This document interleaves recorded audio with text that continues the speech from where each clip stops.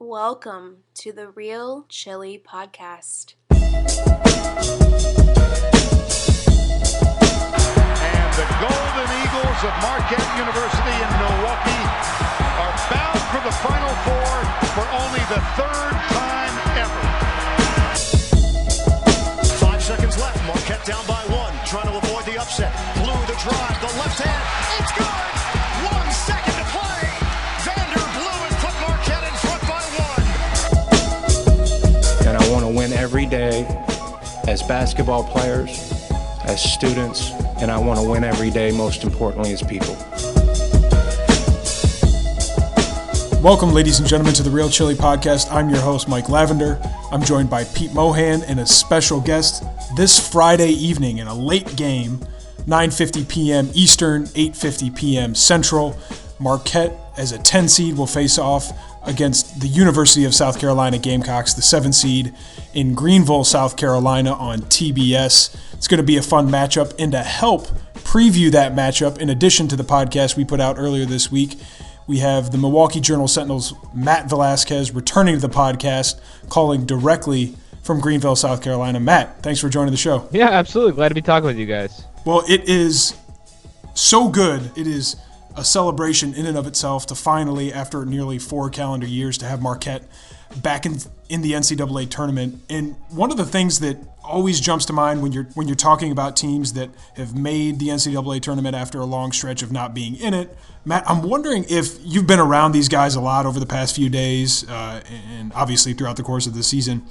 Is there any sense that getting to the NCAA tournament was a big enough victory in and of itself, or is there a clear drive that you've noticed kind of beyond just making it into the tournament? I mean, I think they enjoy and appreciate the accomplishment that they were able to get back here, but I don't think any of them wants to have this be a really short trip. The sense that I got from talking to different players and from seeing their demeanor, especially on Selection Sunday, this was something that they were building towards, but they want to try and give this their best effort and put in the work necessary to at least stay the full weekend in Greenville. I mean, they want to go as far as they can and make this last as long as they can.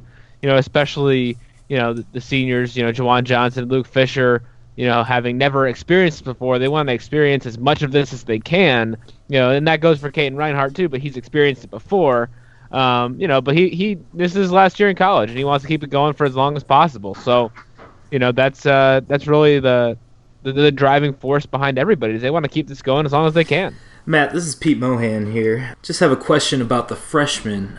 How do you think that they've grown throughout the year in terms of leadership roles or just their overall sense of no longer a freshman?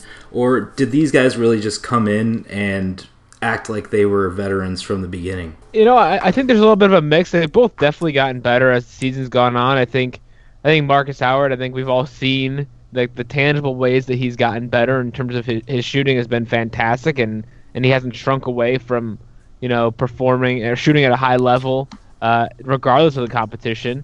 And I think his decision making has gotten better over the course of the year. It's still not where it maybe needs to be. Maybe his ball handling can use a little bit more progress, but that'll all come with time. And he's definitely well ahead of where most freshmen are.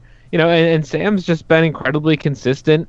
He knows what he needs to be doing on the court. He knows where he needs to be, which is something that you can't say about all freshmen. And the fact that he's stayed in the starting lineup even with all the changes and has been shooting well, he went through a little bit of a rut there for a bit. That's what I was going to say. It felt like at some point during the season he hit kind of a rut or a freshman wall, but it does feel like, whether it was a shooting, but it does feel like he's gotten through that a little bit over the past handful of games. Yeah, and he handled it very maturely, just knew that his time was going to come and they could help the team in different ways. And he's a guy who doesn't need the ball in his hands to make a big impact, which is a really big positive for this offense. And he can do a lot of things well. So I think he's shown progress, even just in doing the small things well. He's definitely going to be somebody they build around for the future. Yeah, I think his rebounding has really improved here at the end of the season, and that's important because Luke and both need help down there. Oh yeah, Sam's gotten a lot more physical. I think he's gotten used to that physical Big East style of play, and he understands what he needs to do and kind of attack the ball and help out down there, especially considering that he's not one to get into foul trouble like Matt and Luke sometimes are. Going into this weekend, what do you see? I mean, you've churned out a lot of great content, even since Selection Sunday. What do you see as the biggest storyline for Marquette heading into this weekend's games? I think the biggest one going into Friday is actually the story that should be going on to JS Online sometime tonight, definitely by the time people hear this podcast. But I wrote about the very stark difference in styles between Marquette and South Carolina. I mean, Marquette's a fantastic offensive team, the best three-point shooting team in the country, and South Carolina is one of the best defensive teams in the country. They turn people over at an absurd rate, and they held their opponents to 29 under 30% three-point shooting for the season, which was I think it was 29.6%, which was the fifth lowest three-point shooting percentage against any team this season. So the exact thing Marquette does great is what South Carolina prides itself in stopping.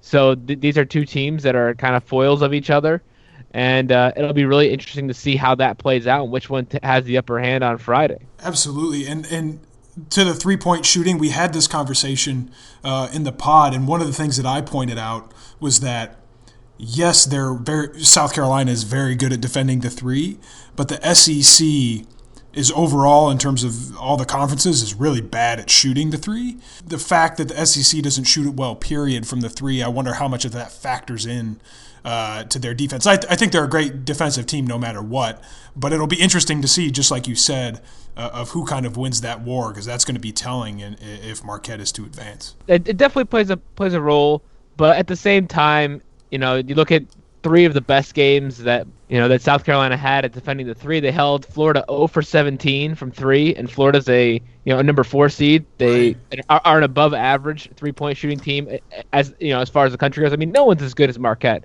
but they also held Missouri to 1 of 17 on threes, and they held Michigan, not an SEC team, to 2 of 26. And obviously those are extreme examples. But it just shows you kind of what they're capable of. And I've talked to Wojo recently, and he said, what they do is they just have everybody on the court is an above-average individual defender.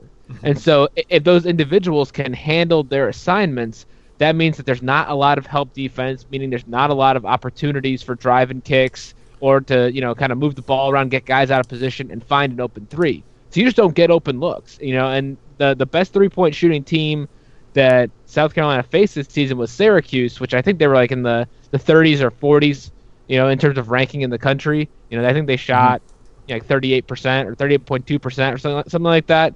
And they didn't take a lot of threes against South Carolina, but they went 6 for 15, 40%, in a game that South Carolina won at the Barclays Center, a few months back by 14 points. So, it'll be interesting to see how it translates. Definitely, the SEC isn't a good three-point shooting conference compared to other conferences, but Marquette has struggled against athletic, fast, strong defenses before. So we'll see what they can do on Friday night. Matt, for me, throughout the week, we've already heard about this matchup a lot in the media because it's, one of the saucier matchups, I guess. But everyone talks about, it's strength versus strength. For me, the interesting side of it is the weakness versus weakness, because I think that has the opportunity to skew heavier in one or the other direction. And so one thing that I'm really looking for from Marquette is what kind of defensive effort can they bring. I think Wojo is a good enough coach to get these guys out there playing hard, and a lot of these guys have enough motivation on their own and just the excitement about this game. But for me, on defense, it's going to be really interesting to see if their guards, who are large, Thornwell 6'5", Dozier 6'6", Notice is 6'2", but 225, if those guys are going to try and take Howard and Rousey into the post, and Dwayne even, and back them down and play bully ball. And if so, if that's a matchup issue that we're having, do you foresee us having to use zone in order to keep Luke in the center of the defense protecting the rim? I think it's possible. I haven't seen as much bully ball in college, mostly because, when there's a lot of contact initiated by the offense in the post, defenders have a way of getting those charge calls.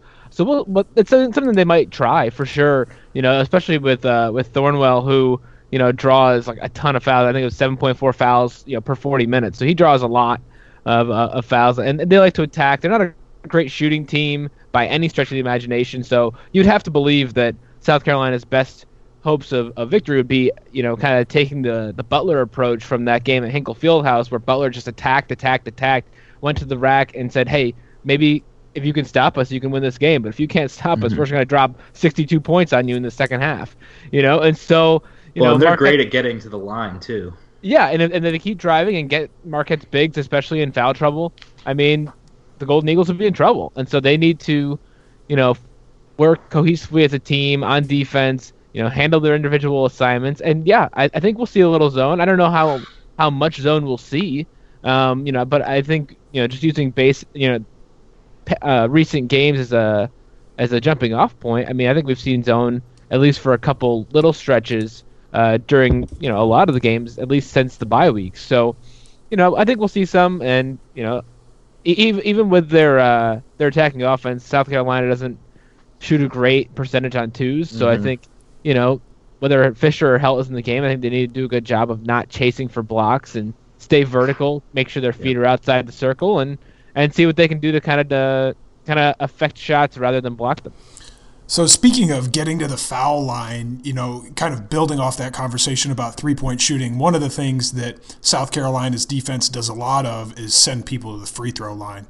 And so, Matt, I'm wondering, obviously part of Marquette's offense, in addition to the three-point shooting strength, we also have this kind of slasher mentality built into the ball rotation and drive and kick. And I'm wondering the extent to maybe conversations that you've had with Wojo or just kind of your gut of, do they go to that slashing mentality more, knowing that South Carolina is prone to foul people, particularly in the lane, and that one of Marquette's strengths is high percentages from the free throw line? I think that seems to me like an area where Marquette could exploit them a little bit if they're willing to forego some threes out on the perimeter and get into the lane a little bit more. I think they could do that. I think we saw that in the win at Xavier. There were a lot of times when Xavier was closing out really hard on the three-point line, trying to run them off the line. And so they said, all right, well, if you're going to come at us hard, we're just going to go right by you, for a kind of more positive situation and attack the paint and see what we can do there. And sometimes that led to layups, sometimes that led to fouls, and sometimes that led to a kick out, by throwing a cross-court pass to the opposite corner as the defense collapsed. So that might be a way where Marquette can kind of create some disadvantages or mismatches, with that South Carolina defense by taking advantage of their aggressiveness. And I won't be surprised at all to see Andrew Rousey pump fake a three and get fouled. Oh, I'm expecting at least two of them. I think that'll happen. I think one is the over/under, and it might be a push. Has Wojo said anything to the team that you've noticed about this game being basically a home game for South Carolina, being that it's in Greenville, maybe a little over an hour away from Columbia? Has he gone into this game planning week with the mindset that it is a matchup on the road? No, not that he's ever stated publicly. I mean, maybe he's mentioned it, but I'm sure if he's mentioned it at all, it's just been to downplay it.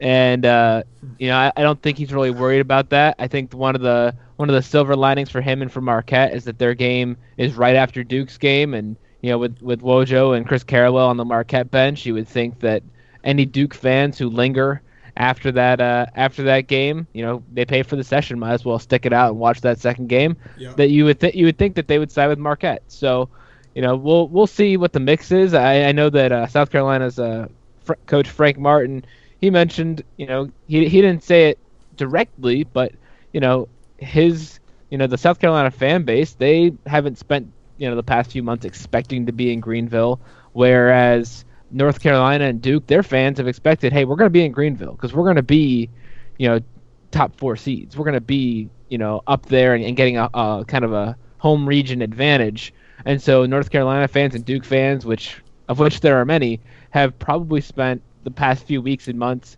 buying up tickets to the Greenville, pod, knowing that their teams would be here. So, yep. Every team gets a certain allotment of tickets that they're able to sell. And so, the rest of those tickets that are up for grabs, there's probably a lot of UNC and Duke fans who bought them up. So we'll see what the spread is of the fan bases when Friday night comes along. But, if there's a disadvantage to Marquette, I don't know how big it'll be. I'll be surprised if it's, largely one way or the other. And speaking of Duke, I mean, can Wojo or can we do anything but roll our eyes at the fact that we get Duke is the second game matchup if both teams advance? I mean, for Wojo, I know right publicly you're going to say we're only focusing on South Carolina, but come on, the NCAA committee had to have been drooling at the press and everything surrounding that, and I'd be curious to know Wojo's inner thoughts on getting that pairing. I'd be curious to know Wojo's inner thoughts about that too, but I don't think it's like a big NCAA conspiracy or they're worried about the matchups or getting publicity or press, because it's the NCAA tournament. It's gonna get press. It's Duke. They're gonna get press. They're gonna get played up. You're gonna get ratings. You're gonna get everything you want. So if they really wanted to make this exciting, they could have put a whole bunch of other teams together. There are so many other matchups and so many interesting little tidbits and things that you can put together that they didn't. I mean, the Patinos aren't anywhere near each other, and the Millers aren't anywhere near each other, and they could have put Northwestern to play Duke in the second round. There's so many things they could have done. That this is just kind of happenstance and the way the brackets broke, and it kind of is what it is. I can tell you're not a conspiracy theorist like me. No, I'm not, and I don't know who it behooves for that to be the situation, but I'm interested if Marquette wins. I assume Duke will win, and we might be able to get a chance to peek behind the curtain and figure out what the people involved are thinking about this matchup. There will definitely be a lot of people who will be interested in that. Definitely a lot of journalists will be covering that story from a whole bunch of different angles. And so, I know that if Marquette and Duke both win, I mean, that's how I'm going to spend my Saturday. So it's one of those things where I'm sure, just from knowing Wojo, I know he doesn't want to make anything about himself, but I think he probably also understands where people are coming from with their interest, considering he spent so long at Duke. I mean, it's just, 700-pound elephant or gorilla or whatever animal you want to call it in the room. Well, I'm sure he's keeping the guys focused just on South Carolina, at least for now. Maybe in the back of his head is Duke coming up next, possibly. But I guess for the fun of it, we get to speculate. So I'm going to put you on the spot. I mean, I'm curious what you think Marquette would have to do to have a chance to knock off Duke. Because that would be a major upset, no matter how you slice it. I mean, Duke is stacked with NBA talent. Right. The closest parallel we have is Villanova, or the upset over Villanova, and even that, Villanova and Duke are different teams. I would argue, I think we've argued before, Nova doesn't have quite the amount of NBA talent, and Nova had a historically bad shooting night that night. You look at South Carolina's ability to run teams off the three-point line. Duke's better. I mean, just by the numbers, Duke held teams to 29.5% on threes this year, and they play in the ACC, which is definitely better than the SEC.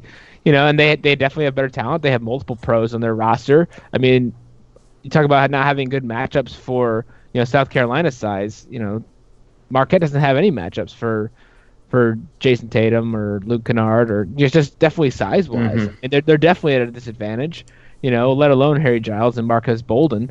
So, though Bolden's been hurt, so maybe Emil Jefferson's a better person to reference there. But I mean, it's a 2 seed. It's one of the best teams in the country. It's a favorite to win the national championship.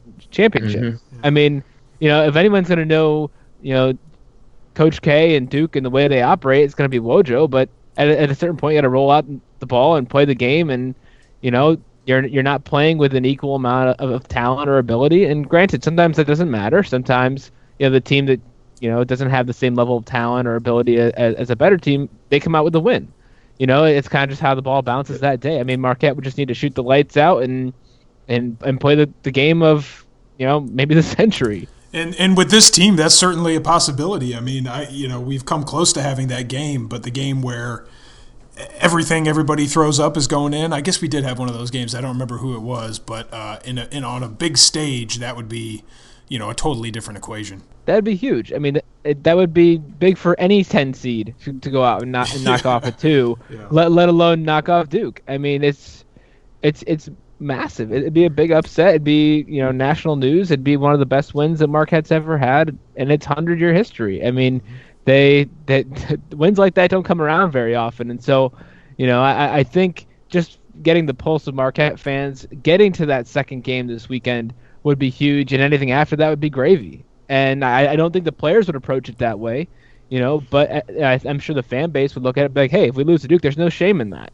Yeah, I think our best opportunity is just all of us put Duke in our Final Fours or our championships game, and all of that positive momentum from our brackets going down the tubes may help us knock them off. But on the court, I'm not really sure how we would do it. It would just take a Herculean effort, and it'd be incredible. One of the things I wanted to be sure to ask you about, Matt, was Hanif Cheatham, someone who has seen his minutes decline.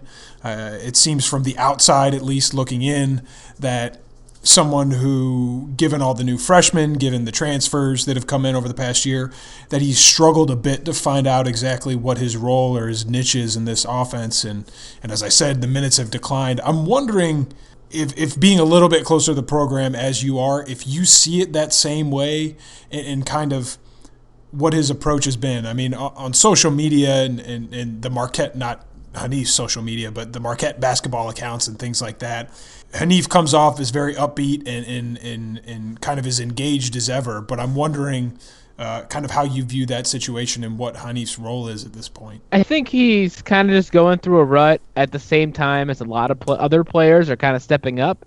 I think after the bye week, Wojo kind of looked at it and said, you know what, we need Rousey on the court more. We need his scoring. We need his ball handling. He's less turnover prone.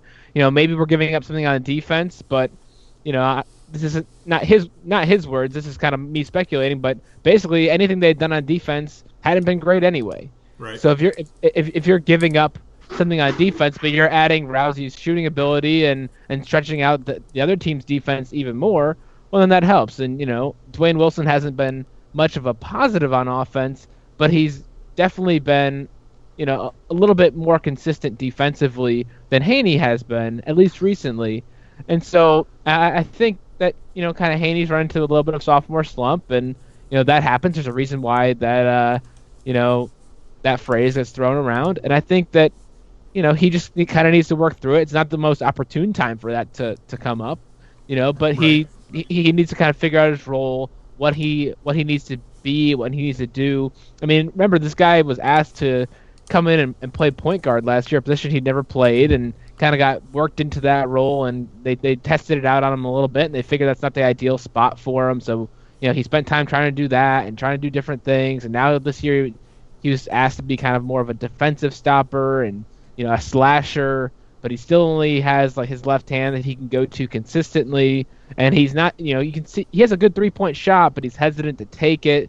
Kind of reminds me a little bit of Jawan Johnson, a couple of years ago, where, granted, Jawan Johnson didn't have a good three-point shot a couple of years ago, but he still only had, one or two moves that he can go to score with any regularity, and wasn't consistent on defense in any way.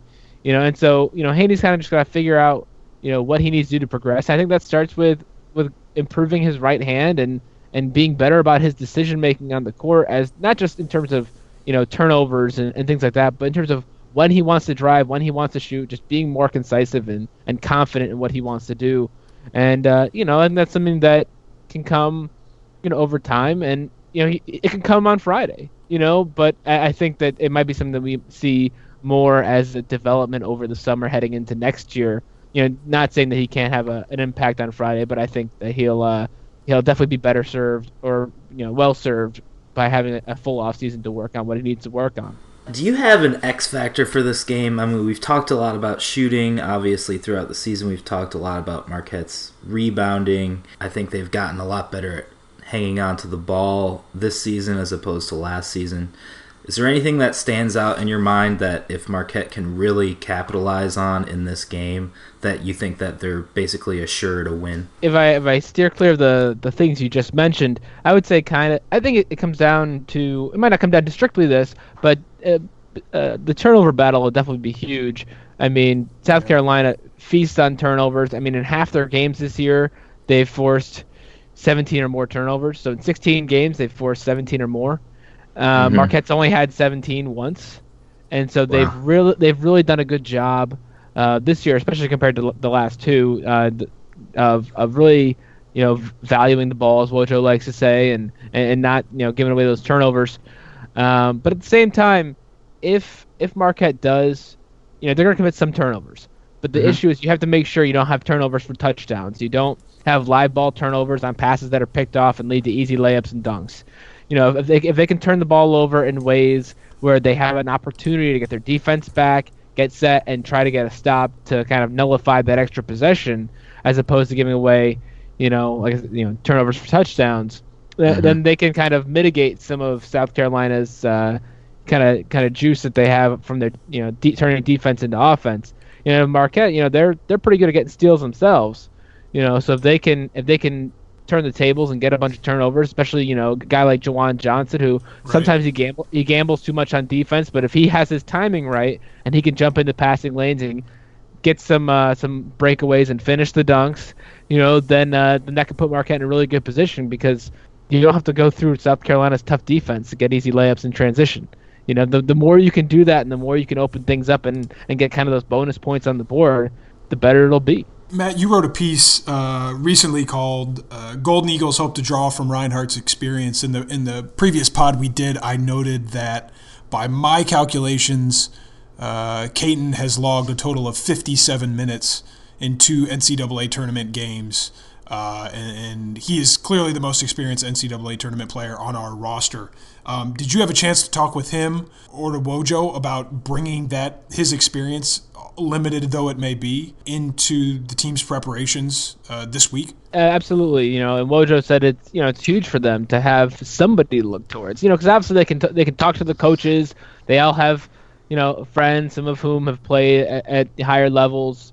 A couple of the older guys know players from previous teams who they had played with, who had been to the tournament. But when you're looking around your practice, when you're looking around your team, you want to be able to, you're hanging out on the bus or the plane or in the hotel, and you want them to talk to about it. Like, it's good to have somebody. And I know Marcus Howard said, people have been picking Caton's brain all year about it. They've been talking to him about it. They want to know. I remember back when Matt Carlino was around, players were talking to him about it because he had been to the tournament. And granted, that team never got there, but they were interested. They wanted to know. And they wanted to figure out, kind of what mentality do you need to have, what do you need to do to get there, all those different things. And so, Wojo's encouraged Caton to talk to his teammates about what to expect and, how to prepare and what needs to happen and all those different things. It's definitely been a positive and something that everybody's kind of appreciate having around. I think it's a benefit of bringing in a graduate transfer, like Caton. Mohan, we've talked about this before. Caton seems like it was clear early in the year that, at least from a fan's perspective, Caton wasn't quite what we thought or maybe expected. And I don't know if that thinking was rational, but it seems like Caton is not only just a good individual, again, from the outside looking in, but it seems like he's really found his role in this offense and has ended up fitting in quite nicely. When at the beginning of the season, if you asked me after 4 or 5 games, I would have said, no way in hell that happens. I think for the first couple games, he was kind of feeling things out still, and his fit with the offense wasn't exactly where it needed to be. I think he was trying to do a little too much and make too many things happen. And they wanted him to be a playmaker, but they didn't necessarily want him to be somebody who was shooting all the time and all those different things. And he heard that and he learned from it, and he settled into his role. And I feel like I haven't done the research to figure this out, but I feel like it's pretty rare, for a graduate transfer to go somewhere where he ends up coming off the bench after being a consistent starter. Yeah. Especially after coming off a team that went to the tournament, where he played a large role. So he accepted that role, even though I think he understood that he still got his minutes, but he just needed to kind of add something off the bench. And I think it bears mentioning that the Achilles injury that he suffered in the preseason scrimmage against Dayton, he said that bothered him all through non-conference, and it affected his shot and it affected the way he played. And he was telling me that back in January when they played Seton Hall, and that was when he finally started feeling better, and that he could get the right lift on his shot, and he started making shots with more regularity. And so that definitely, I think, played a part in the way that the first part of the season went, because as you remember, he missed 2 games during non-conference when they sat him down because of that sore right Achilles. So I think just over the course of time, Marquette figured out Caton, and Caton figured out Marquette, and it's worked well for both. Piggybacking off of that conversation about Caton, and throughout the year, we've talked about the issues with our size at the 4 position. I mean, obviously Luke is, a standard size center, but it's usually that second biggest guy that we have trouble guarding in games, as seen like Yante Maton in the Georgia game, for example. There's a guy on South Carolina named Chris Silva. He's a 6'9" sophomore, and they kind of move him between the 4 and the 5, but there's times where he's out there playing the 4 position. So if Caton is in there, or it's Hauser playing the 4, how do you see that matchup playing out? And do you think that's a matchup problem for Marquette? Well, the nice thing about him is he's not going to stretch the defense. He's mostly just a 2-point scorer and close by the basket. Mm-hmm. So I think that's a situation where you just need to make sure you're doing your work early. And I know Sam is better at this than Caton, where you're constantly on your guy, you're constantly moving your feet, getting in position, denying the pass, making sure that you're right on his hip, and that's a huge component of defense. If you're doing your work early to make sure they don't get the ball, then you're putting yourself in a much better position for when they possibly do. And obviously they'll have a plan for, do they bring a double? Do they bring a late double? Or do they leave, Sam or Caton or Jawan or whoever it is guarding him at the time? Do they leave him on an island? And so and if it becomes an issue, then I think that they switch things up, or maybe try and bring somebody else in, or maybe try and go at him on the other end and try and get him into foul trouble. I mean, there are multiple different ways you can go around it, but the positive there is that if you've got Sam, guarding him at one end, Sam is also probably going to be guarded by him at the other end, and you'll have that advantage where Sam's probably a little bit quicker, can kind of get around screens and get open looks and stretch the defense and make them have to do things that they're maybe not used to doing at defending 4 guys around the perimeter. So I think it cuts both ways. You just got to make sure. I mean, if whether it's Sam or Caton or whoever it is, just got to do your work early, deny the pass, and make sure you're not picking up ticky-tack fouls while doing that. So we got just a few more minutes here, and we do want to get to a couple more things. So, Matt, I want to ask you, obviously Marquette doesn't play till late Friday night. What is the one game you're going to be watching tomorrow, you're going to be sure to tune into in the first full day of the NCAA tournament? Oh, man, I'll have to look up what games are tomorrow. I've been so kind of wrapped up in Marquette stuff. I'll pull them up and I'll see. I'll give you a clue what mine is going to be, and it's going to be Virginia Tech, Wisconsin on CBS tomorrow night. Maybe I'll be done by then, because tomorrow night there's open practices for all the teams that are here in Greenville. Obviously, they try and put them at times that are, closer. So teams that are playing early, practice early. Teams that are playing late, practice late. And so Marquette will be the last team on the practice court from like 6:40 local until about 7:20. So if anybody's in Greenville, obviously you can come down for, it's free. You get in, watch practice. Should be interesting. Obviously those practices aren't a normal practice. Usually, there's not a ton of coaching. It's just kind of layup lines, shooting, maybe a fun team drill at the end, whatever. More for public spectacle. But the teams will be available before practice. So I'll be doing interviews with as many as I can with South Carolina and Marquette's players, and so that kind of cuts out a chunk of my day for watching games. But definitely, I might be done writing and doing stuff by the time that Wisconsin Virginia Tech tip off at 9:40 Eastern time. So definitely we'll keep an eye on that. That's definitely an interesting game. I'm interested to see. I might get cut off by having to work and cover Right. Marquette and South Carolina stuff.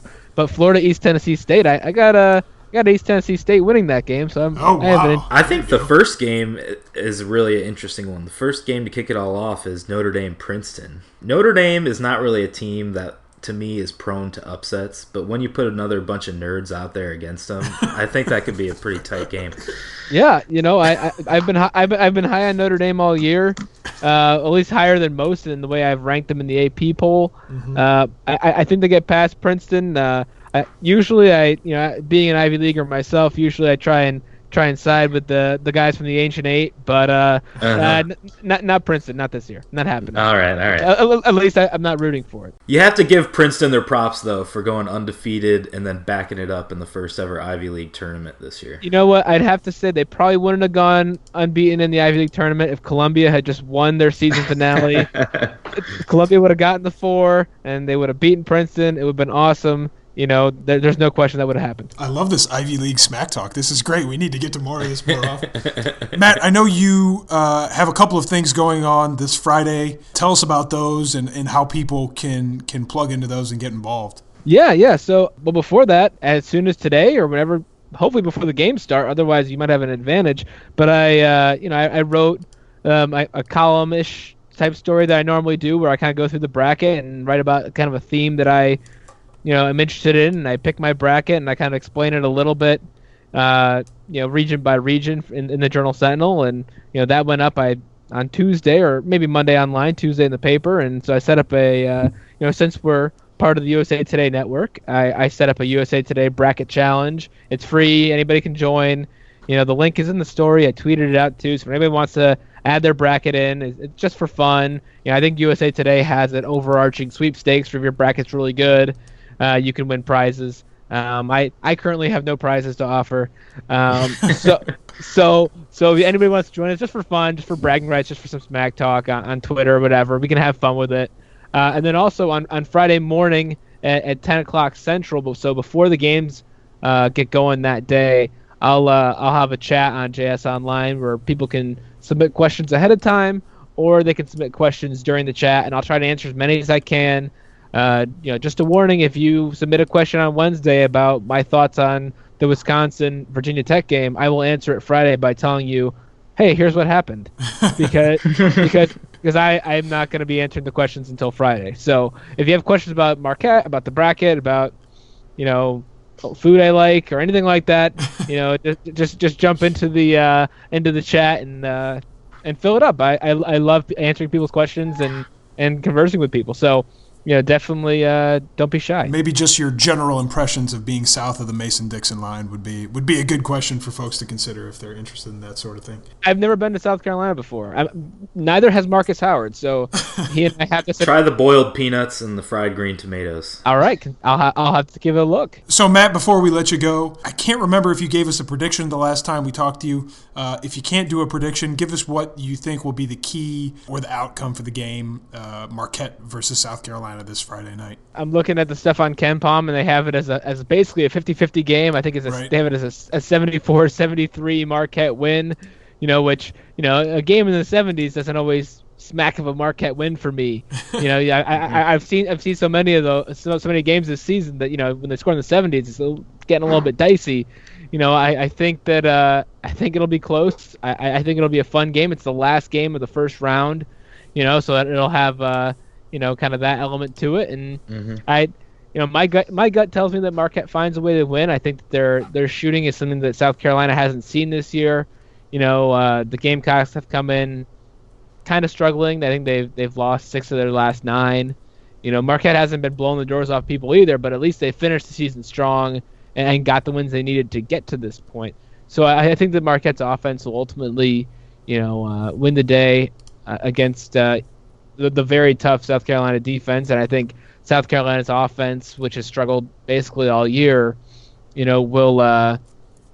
I don't know that Marquette's defense, what role the Marquette defense will play in shutting them down, but I think that their offense won't be able to keep up with Marquette's, regardless of how well their defense plays. There you have it, folks. Matt, thanks so much for taking the time to join the show. Do what Pete Mohan says. He lived in South Carolina for a while. Boiled peanuts. I've never tried them. They sound kind of gross, but they just taste like beans. They just taste like beans.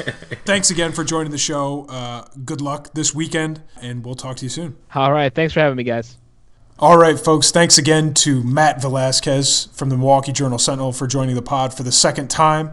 Pete, it's always fun to have Matt on the show. Yeah, he's a great guest. Guy closest to the team. Great to talk to him. Just to say it one more time, Marquette, the 10 seed, faces off against 7 seed the University of South Carolina, 9:50 p.m. Eastern, 8:50 p.m. Central, on TBS. Game is in Greenville, South Carolina this Friday evening. Final tip of the night, if I'm not mistaken, Mike. I think it's the second to final one. There's a 9:57 Eastern time tip.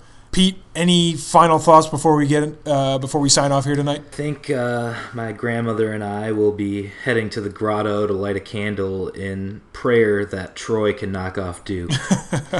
I don't know if that is a feasible prayer to have answered. That's what prayers are for, man. I'm honestly looking forward to a great game with South Carolina. It's going to be a rowdy crowd there. St. Patty's Day night. Yeah. And it's going to be rocking. So my money's on the offense. I'm an offensive-minded guy. Offense wins games. Defense wins championships. Luckily, we're not in the championship game. So yeah. I'm going to go with offenses here. All right, folks, there you have it. Thanks so much for listening to this episode of the Real Chili Podcast, the final NCAA tournament preview before Marquette makes his first appearance in the tournament in nearly 4 years. We'll be back, no matter the outcome of the South Carolina game, to recap the game for you and get you prepared for whatever is next. Signing off for Pete Mohan, I'm Mike Lavender. Thanks so much for listening. We'll talk to you next time here on the Real Chili Podcast. Pray.